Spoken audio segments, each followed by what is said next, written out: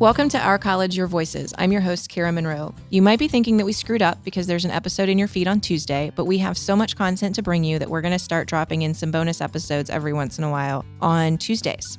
You also might notice that we're not going to give you an audio number in the episode anymore because, quite honestly, it's just a little too challenging at the moment. So we'll do our best to tweet and Facebook and all of those things when new episodes come out. We are pleased to catch up a little bit and bring you the February 2019 President's Update. If you are a faculty or staff member, don't forget you can find links to the YouTube video of the update as well as a copy of the slides that are used as visuals in each President's Update in My Ivy under the employee dashboard. We also know that for those of you who watched the video, the audio was a little bit hard to hear on the actual YouTube video. We'll do our best to amp that up just a little bit here in the podcast.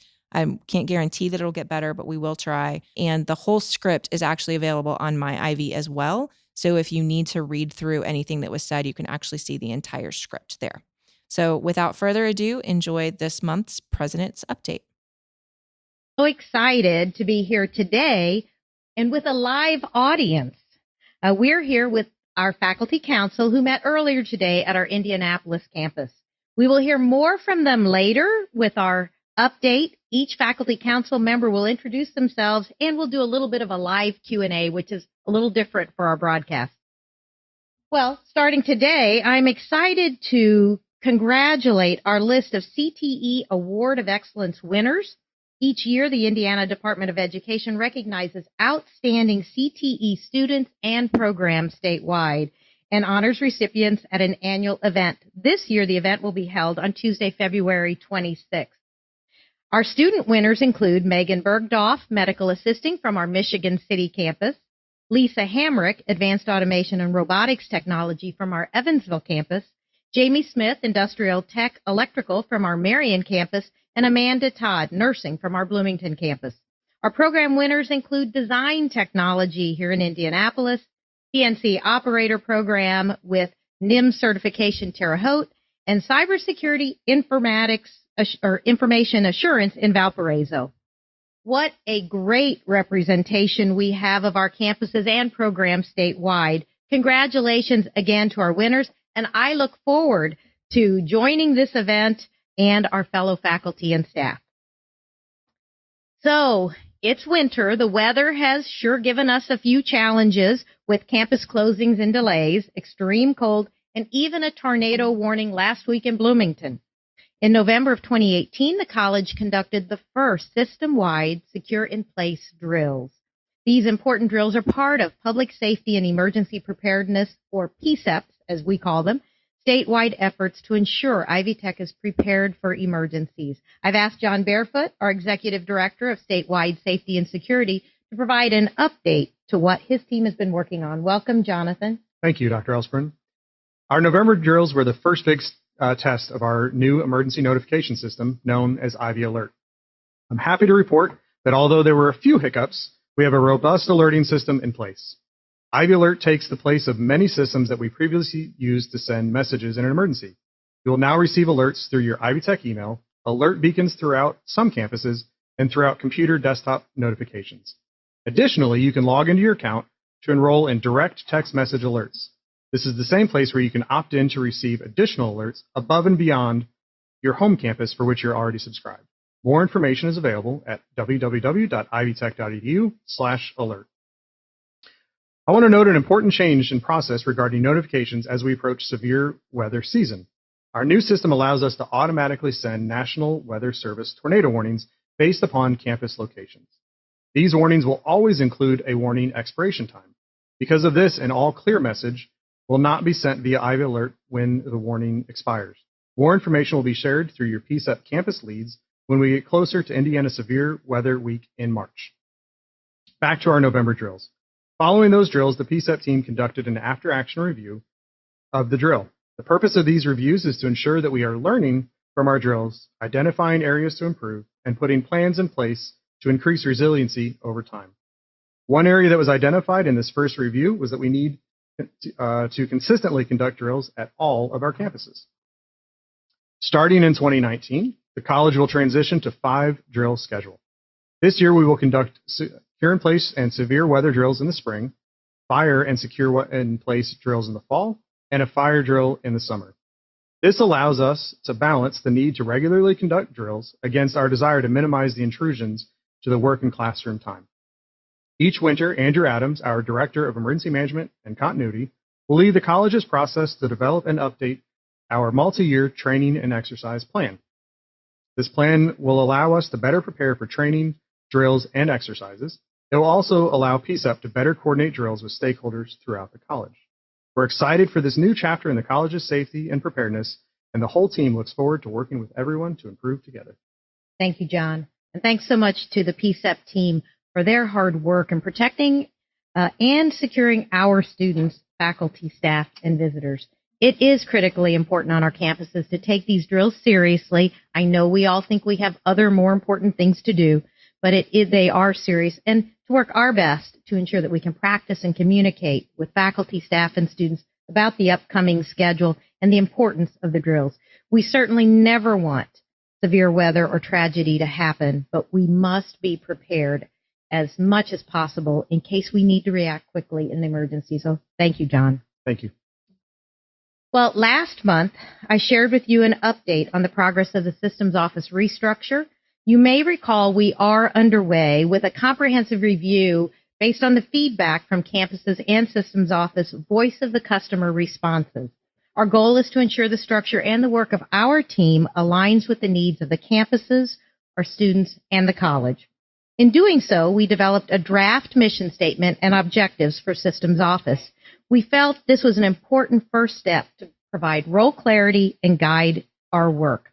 So here is a draft mission statement that really describes systems office and our role. So systems office supports and partners with campuses so that they can empower students to achieve academic and economic success, and employees and communities to have the talent necessary to thrive. I should say employers and communities to have the talent necessary to thrive. We do this through collaboration with stakeholders in development of strategy, creativity and innovation, leveraged expertise, talent development, and resource stewardship statewide. We have some focus areas for our systems office objectives, and you can see them here: academics, workforce alignment, talent, finance, operations, strategy, and technology. All important is how we work with those external expectations. And finally, we have a list of objectives, and these are the things that came out specifically from those voice of the customer interviews. So many of you said we need to rationalize our titles, that it's hard to understand a VP, AVP, executive director, and many others. The second is key in terms of clarifying roles. If you're on a campus and don't know clearly what each person's role, how do you know who to go to? So we will work on that. We want to also make sure that there are no perceived duplicative roles. So if there is any duplication, eliminate it, but mostly to make it clear what each person's role is. And then, as we know, one of the challenges of being this system is our dotted line and straight line reporting structures, but to make that clear. Further, explain the alignment of systems office structure to the campus structure. In a perfect world, they would dovetail. We would like them to be paralleled the best they can. My President's Cabinet, which is a dozen plus an additional direct report, can we right size and improve how that functions? Develop the structure and emphasize to better support diversity, inclusion, and equity across the college. I think everyone knows how important that is, both at our student level as well as our own employees. Further, probably number one concern you hear is improving collaboration and communications in every way, and developing a greater sense of chancellor input in processes and policies. It's so important we are well linked with our campuses and our campus leadership. And finally, improve the working relationship between workforce alignment and academic affairs. Not to imply they don't, but they're a new function with workforce alignment. And how do we, again, work closely together as we move forward? So earlier this month, the team reviewed these several proposals that begins to look at that structure. It focuses primarily at the high level of our structure for President's Cabinet, my direct reports. There was great synergy among the team and a real openness to the changes. We will continue to work over the coming months, refining the structure and anticipate sharing that with our State Board of Trustees in the late spring or early summer. As promised, I will provide another monthly update with this restructure again in March. So let's move on to 8-week courses. You know, we've made a lot of progress with 8-week courses. Today, I've invited Stacy Atkinson, Vice Chancellor for Academic Affairs at our Richmond campus, and Corey Klossman-Ryan, Assistant Vice President for Student Success, to join us and provide an update.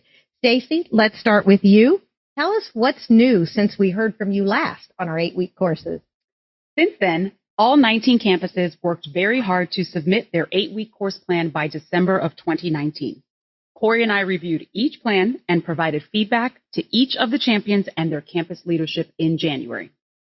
Today, we'd like to share a summary of the information from those project plans, as well as a second 8-week course data from fall semester update. Each campus will submit their updated project plan in May, with the expectation that we will continue to update these project plans through fall 2021 when we as an institution are at scale.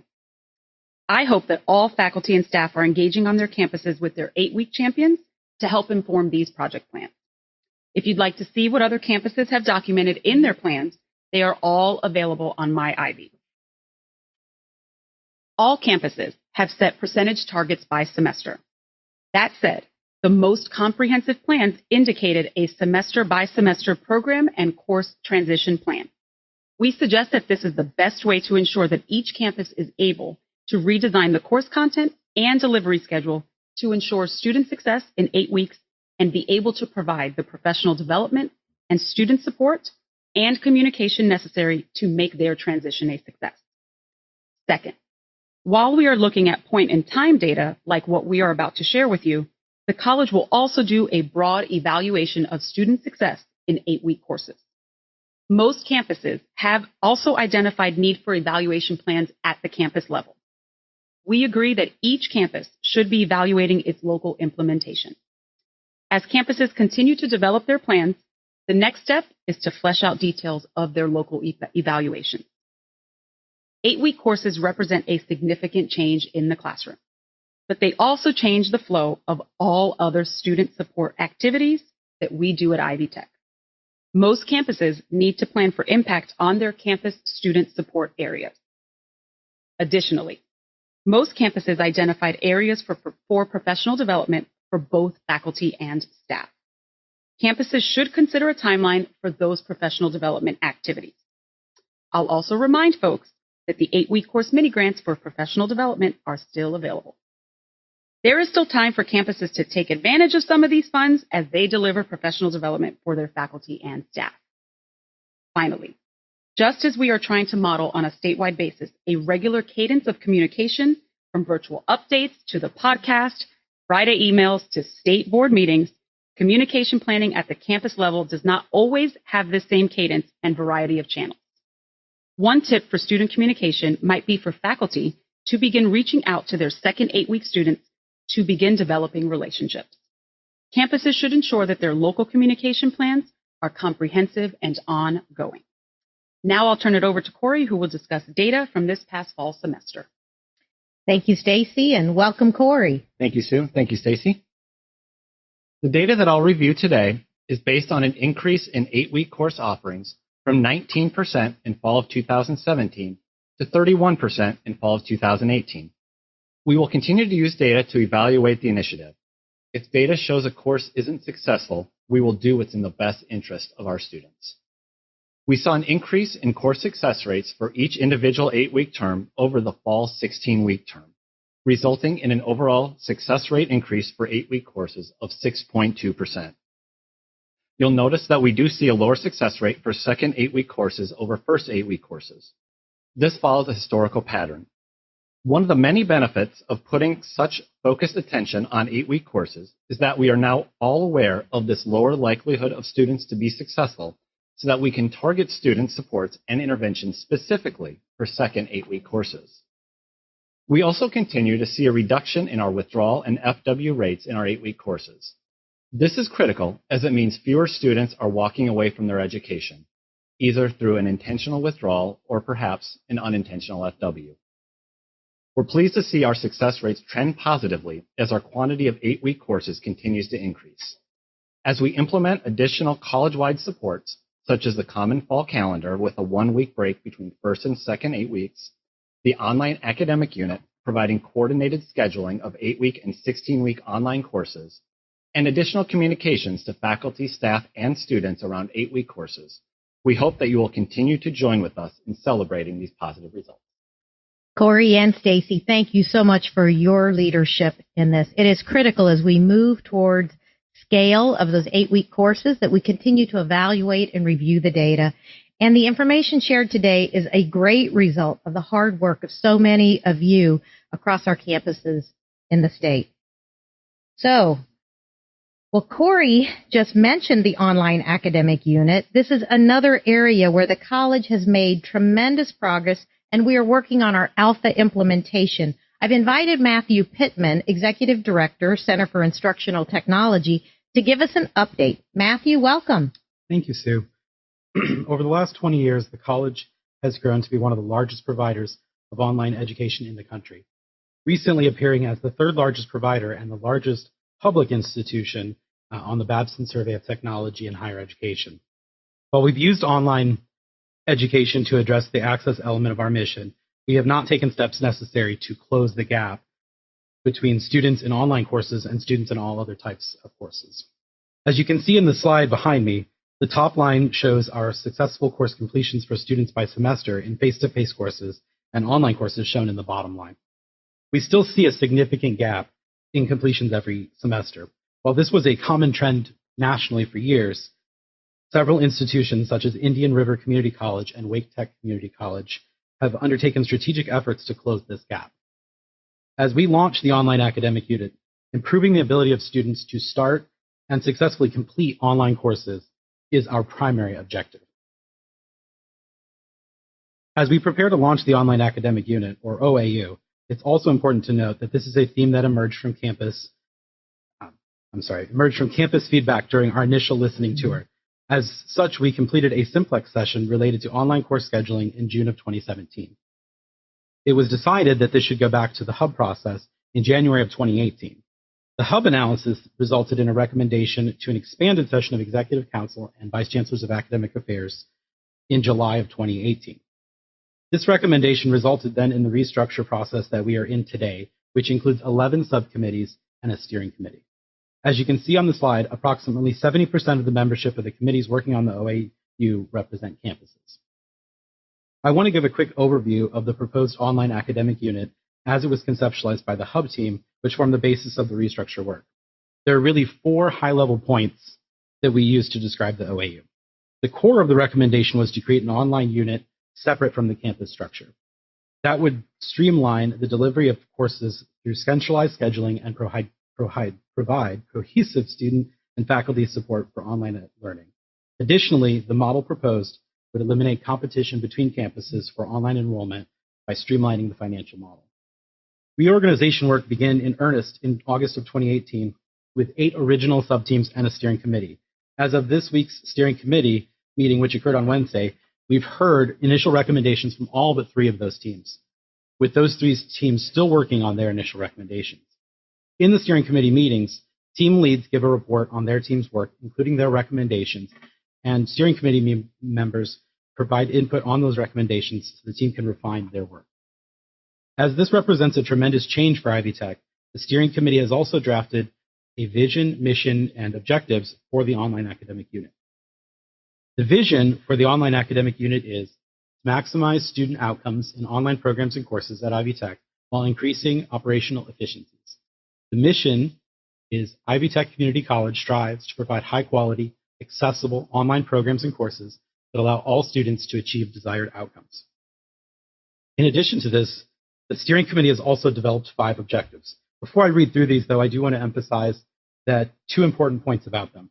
The first is that they are in priority order, which leads to the second point, and that is that the savings of those dollars is being designated first to reinvest in efforts to achieve the other 4 objectives.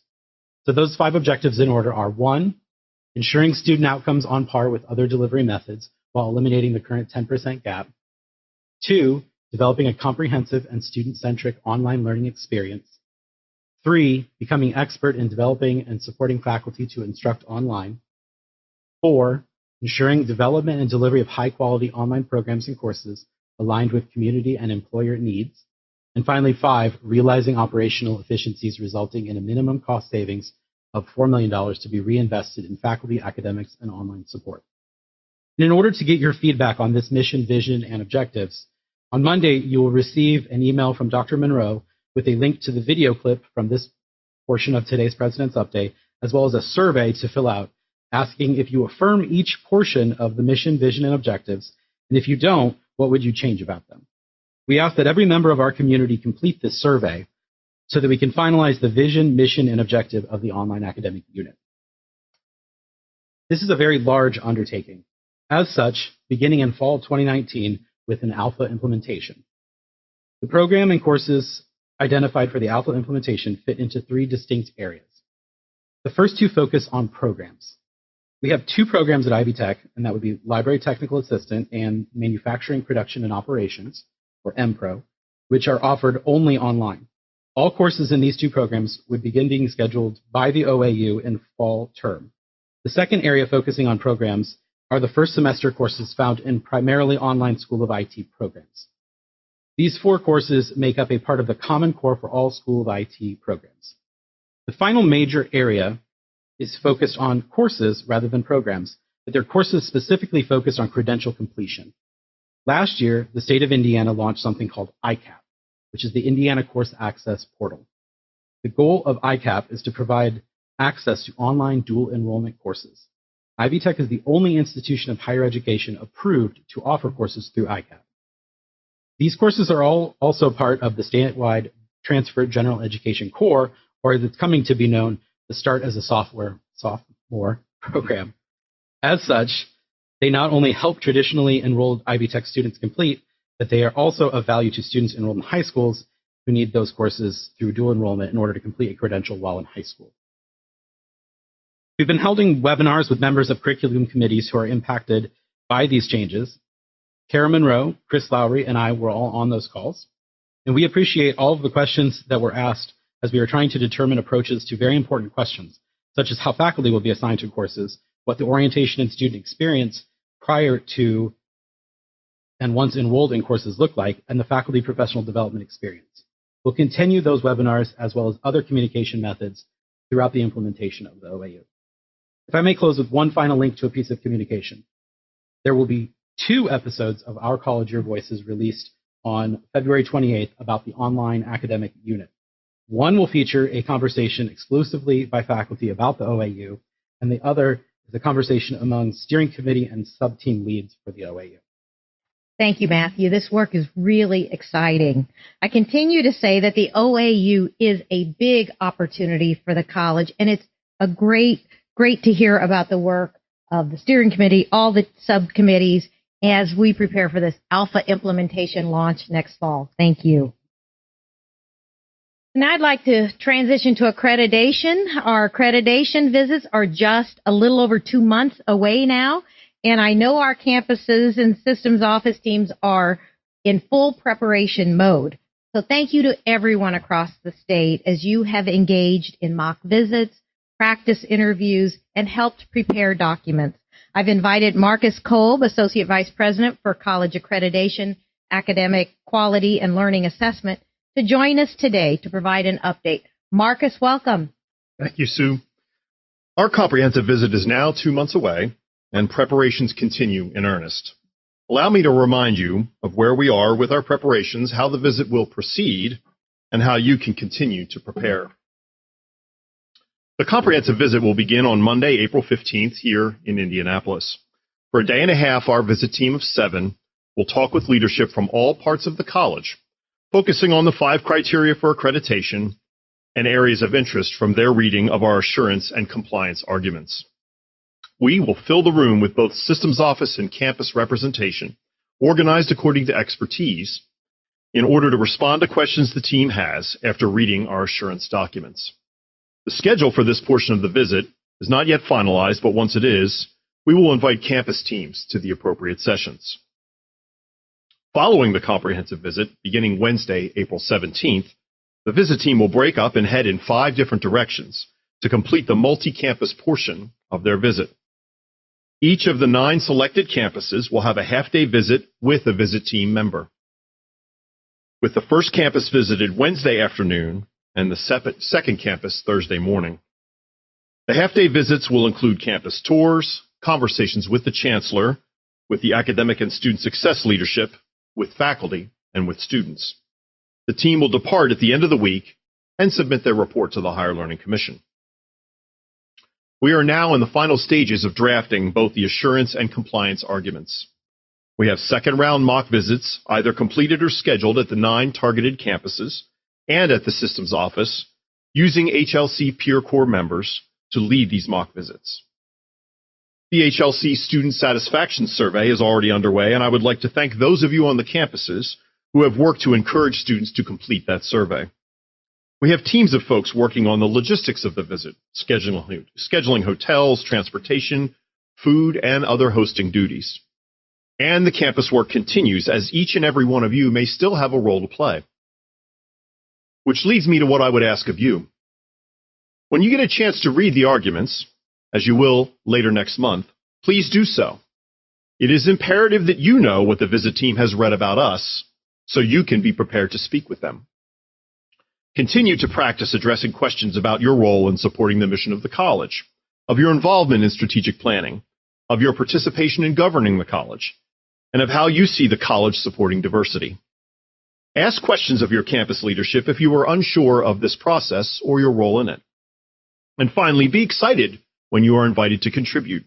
This is your chance to shine and to help the visit team learn all about the great work at Ivy Tech. It's almost time to tell our great story. Thank you, Marcus.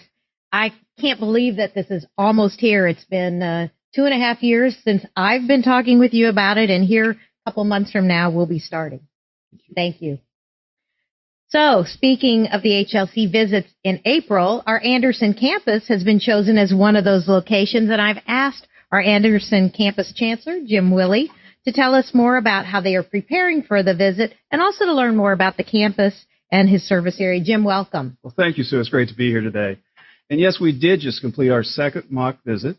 Yesterday, and I'm proud to say that our faculty and staff did an absolutely amazing job. Received a lot of positive feedback from Mark and his team, and we'll be ready. Well, it sounds like the visit really was great yesterday. But why don't you tell us a little more about yourself and your work not only at Ivy Tech, but also throughout your career? Well, I've worked in the field of education for 30 years. And prior to coming to Ivy Tech, I was in the K-12 sector as a teacher, a principal, and an Indiana public school superintendent. I was also a visiting professor at Ball State University. I've been with Ivy Tech now for 10 years, all those years at Anderson, formerly East Central Region. And I started there as Vice Chancellor, Executive Dean, Campus President, and now Chancellor. The Anderson campus is really our newest campus. So can you just tell us more about Anderson and the service area? Absolutely. The Anderson campus is a C3 campus with a little over 2,000 students a year. And this spring, 63% of those are full-time. Our service area is Madison County. One of the greatest strengths is the commitment and adaptability of our faculty and staff. For example, we currently have just 10 student affairs staff members handling all those students who come through our door. Needless to say, each staff member wears multiple hats in the organization and demonstrates their commitment to the students and the campus. Now, we're certainly proud of many of our programs that we have, but one I'd like to highlight, and is rather unique, is the dental hygiene program that began in 2010. We have a 10-chair dental clinic, and we currently serve about 150 patients a week. We have donated since opening about $6 million back into the community by providing in-kind services. We offer low-cost and free teeth cleaning, digital panoramic x-rays, and dental exams. We also provide free service to all Ivy Tech students, staff, and faculty, regardless of their campus. In the 7 out of the past 8 years, we've had 100% of our students pass their national boards, and we have a 100% placement rate as well. We're equally proud of our state-of-the-art nursing health science simulation lab, made possible through the generosity of St. Vincent's Healthcare. From a level 3 trauma room to med-surg, birthing, and NIC unit, we're looking forward to growing our nursing program in the near future as we continue to train future workers in this space. And I'll do a little shameless plug. I might want to go on YouTube and check out Anderson Ivy Tech. This is your classroom, and you can see what it's all about. With 3 hospitals in our county, healthcare are some of our largest employers, and they provide excellent places for employment for our students. The city of Anderson in Madison County was once known as a General Motors town. Now boasts several national and multinational companies, such as Nestle, which has their largest facility in the United States there, NTN Driveshaft, and Red Gold, to name a few. These, along with several other large manufacturers, convene on the Anderson campus quarterly to combine their respective employees requesting specific training needs. It always works best when we collaborate. Well, those lab spaces on your campus really are truly amazing. I remember seeing them on my tour almost 3 years ago, and what a great example of lab space where students really can learn and train in state-of-the-art facilities. So how has it been seeing the campus go from that combined region to being its standalone campus, and how have you embraced all those changes? Well, we're entering our second year as a standalone. Anderson has faced many changes and opportunities. I feel that through the reorganization with the new faces and the new positions, along with the campus board comprised of outstanding community leaders from across the county in various sectors, we'll strive to grow each day, establishing our campus identity within our community, ever mindful of our mission, quickly adapting and responding to the needs of our employers and of our students. Driven by our commitment to excellence, the Anderson campus, its faculty and staff step up every day to be our community's campus, our college. It's wonderful to hear from you, Jim. Thank you for joining us today and sharing your story and providing us some more information about the Anderson campus. Well, as I mentioned earlier, we are broadcasting live with our faculty council here in Indianapolis. So I'd like the faculty council members to take a moment to introduce themselves. Will each of you come and share with us your name and campus location? And make sure you speak loudly so that our viewers can hear you. So, how about starting? Cliff. Campus. Shelley Iser at Lawrenceburg Batesville campus. Al Rubenstein, Professor of Biology, Indianapolis Service Area. Norma Anderson at Anderson campus. Vesna Tenoskowski, Michigan City campus. Rebecca Helms, Madison campus. Lisa Price, Kokomo campus. Reed Morehouse, Terre Haute. Carmen Burrell, Columbus. Jen Schaefer, Evansville. Emily Bobo, Bloomington. Gwen Eldridge, former chair. I'm not on the council anymore, but I've moved to systems office and academic affairs. So, and we will invite her up. One of those members you just heard from was Gwen Eldridge, who has served at the last year as faculty council chair, the inaugural chair. We're excited to recognize Gwen as she begins her new position at systems office and steps down as a member of faculty council. Under Gwen's leadership, the council formed, wrote bylaws, suggested bylaws for the campus councils, and created a set of principles governing how members will rotate on and off the faculty council. Gwen, please join us at this, maybe over at this podium, as our provost, Kara Monroe, and I help to lead our provost. Let's start that again. Our provost, Kara Monroe, helps lead faculty council in discussions and practices. And Kara, would you join me here and help recognize Gwen? During Gwen's service, the faculty council took on the planning of an annual Founders and Presidents Award program and worked to obtain approval of ASOM policy changes related to faculty rank and promotion. Gwen, we are so grateful to you for your service as our first faculty council chair and as an inaugural member of faculty council. So we would like to present you with this award recognizing your service as the chair of the council. And would you all join me in recognizing Gwen?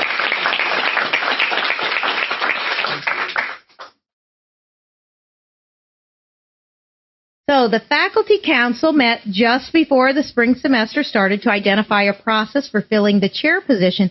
They determined that it would be best to fill the chair role in an interim capacity to complete the academic year. I'm pleased to announce that Dr. Emily Bobo has been elected as the new chair of Faculty Council. Emily, please join us. Dr. Bobo has been at the Bloomington campus since 2007. She earned her Master's of Fine Arts in Creative Writing from Wichita State University and her PhD in English Literature from the University of Kansas. Currently, Dr. Bobo is Department Chair of Fine Arts and Humanities, as well as a professor in English. In 2013, she received a President's Award for Excellence in Teaching and has also been a two-time recipient of an Excellence in Service Learning Award, 2010 and 2016.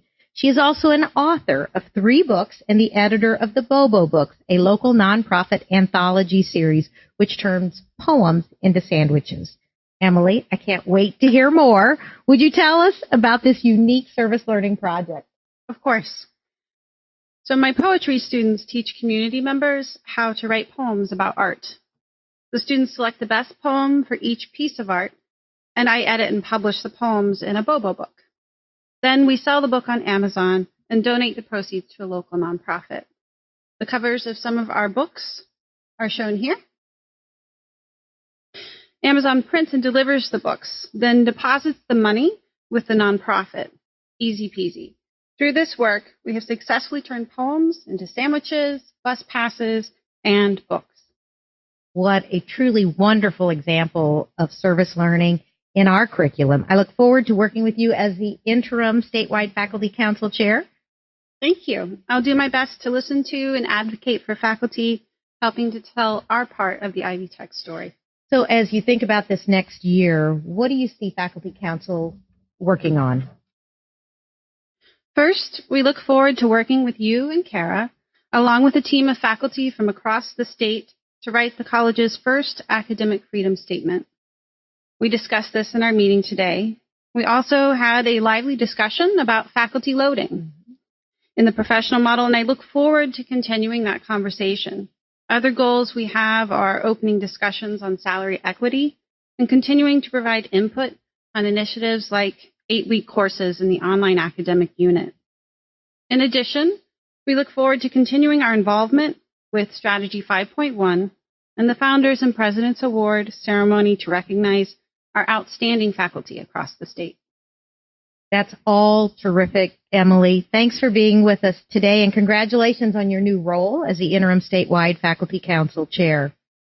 So at this time, I'm going to open up to the Q&A from our faculty council members. I'm going to ask our provost to join me as well, and we'll take just a few moments. We know we're at the Friday afternoon part, but certainly would like to hear your questions. So who would like to? Clifford, and if you can speak loudly so people can hear. For having us here today. The first question from the Faculty Council surrounds faculty loading. Basically, the question is, how will the college approach faculty loading with the new 8-week model? And I'll repeat the question to make sure it's heard in the mic. So the question is, how will we approach faculty loading, especially in the new 8-week model? Okay. And so I'm going to start at the high level, and then I'll turn it over to the provost. We have heard in a number of our settings the questions about faculty loading, and the 8-week model does change whether you're 2 or 3 courses at a time. It does impact how faculty do their work. And so we do want to be sensitive and look at the model. And we have plans to set up a committee. Not quite yet, with our HLC visit coming up, but if you would just share a little bit more about the intention of that committee. Thank you, Sue. This was definitely a theme that came out in my provost tour as well.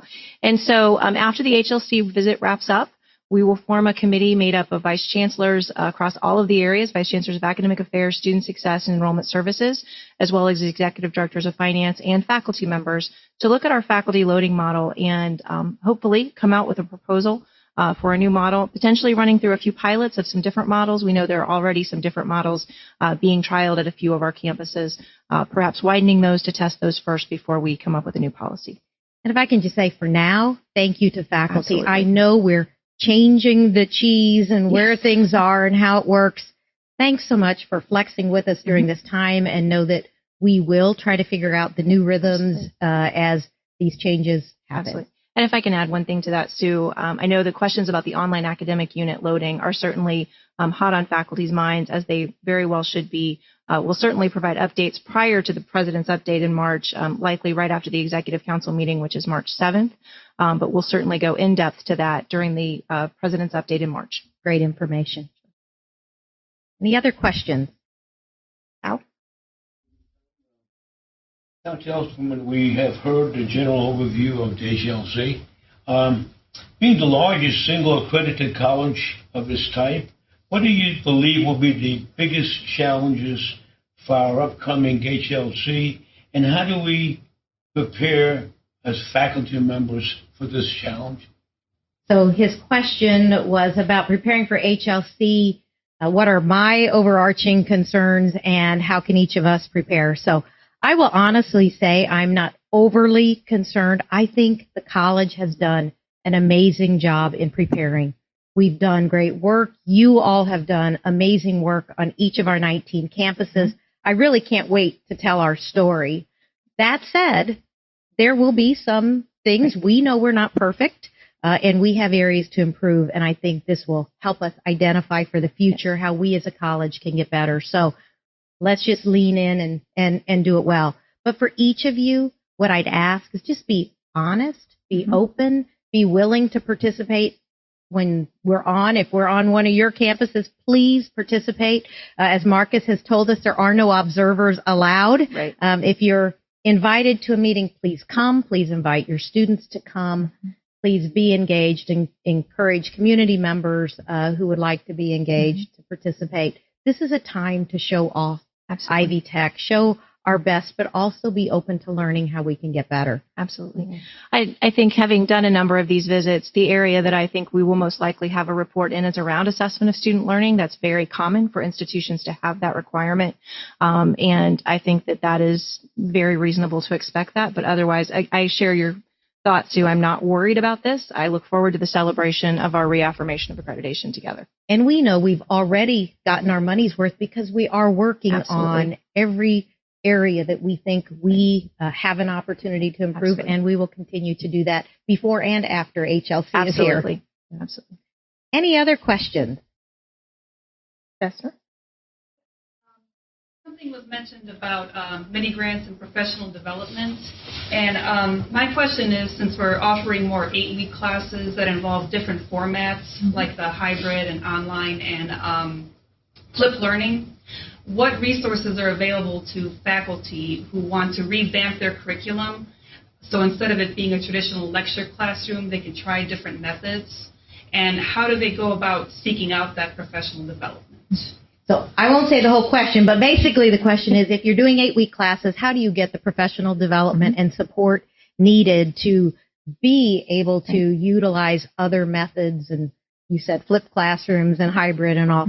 We do have many grants available, and I will tell you, I allocated almost $250,000 6 months ago. There's still about $50,000 left for this year, and I can assure you, if we run out, we will make more available. We want to help in the professional development, or if you want some curriculum design, we will make that available. Stacy Atkinson is one of the key people to see in that respect as one of our 8-week champions. So please, if that's an area where you need help, we want you to have those resources. Absolutely. And for the online academic unit, professional development is a key part of that's being planned. And that professional development, if you do choose to be a part of that initial implementation of the online academic unit, that professional development applies to all of those different learning methods that Vesna talked about. Today in the faculty council meeting, we also talked about, we have some incredibly talented, outstanding faculty members around the state who truly are experts in 8-week courses. And if you have a need like that on your campus, you can reach out to Corey or Stacy or I. We will be more than happy to put you in contact. I know those folks would be very pleased to come to your campuses and deliver professional development and help you identify professional development opportunities on your campuses. I want to say thanks to the faculty council members for your questions today, but also for just your engagement in helping us become a better college. So those were some great questions, and I want to thank each of you for being here with us today. I look forward to us moving forward, and our next President's Update, which will be Friday, March 29th, starting at 2:00 p.m. Eastern Time. We will be live this time from the Student Success Summit in French Lick, joined by another live audience. So have a wonderful weekend, everybody. Hopefully we'll get some sunshine and warm weather, but thanks for joining us today. Thank you for joining Our College, Your Voices. I'm your host, Kara Monroe. You can connect with me on Twitter at KNMTweets. Our producer is Ann Penny Valentine. Ann is on Twitter at IndyPenny. Please email us with show ideas or just to tell us your Ivy Tech story. Our email address is ourcollegeyourvoices@ivytech.edu. Don't forget, you can also leave us a voicemail of 2 minutes or less at 317-572-5049. We would love to hear the sound of your voices. Again, that number is 317-572-5049. Our website is ivytech.edu/podcast. It's maintained by Tracy Allen. Theme music, recording, and post-production services, as always, provided by Jen Eads at the Brassy Broadcasting Company. We will see you next time on Our College, Your Voices.